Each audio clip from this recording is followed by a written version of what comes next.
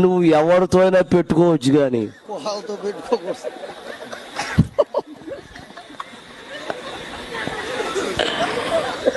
హల్లెలూయా. ఆ మెట్టు మీద కూర్చున్న కోడల్లా అత్తర్లా అమ్మా అమ్మమ్మలా ఊరు ఎందుకు అక్కడ కూర్చున్నా? కోడల మధ్యలో కూర్చోవచ్చు కదా. నీకు అమ్మమ్మకి నీకు సరిపోయింది. దేవుని స్తోత్రం చెప్పండి గట్టిగా. ఎవరితో అయినా పెట్టుకోవచ్చు కానీ నోరు తెరవండి అమ్మా. కోడలతో పెట్టుకున్నావా అప్పడం అయిపోతుంది. అప్పడం రోజు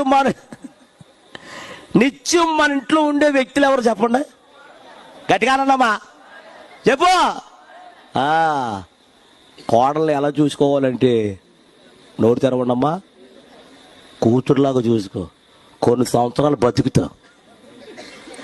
తేడా చేసావు అనుకో. స్తోత్రం చెప్పండి గట్టిగా. హల్లెలూయా. కోడల్ని చూసుకుంటే ఇక్కడ ఎక్కించుకుంటుంది. ఏంటి చెప్పు, తేడా చేసావా?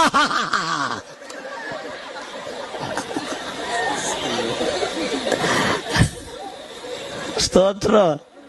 మీరు అనుకుంటున్నారు నీకేం దగ్గర కోడలు గొడవా? అసలే మేము కొట్టుకుని చచ్చిపోతూ ఉంటే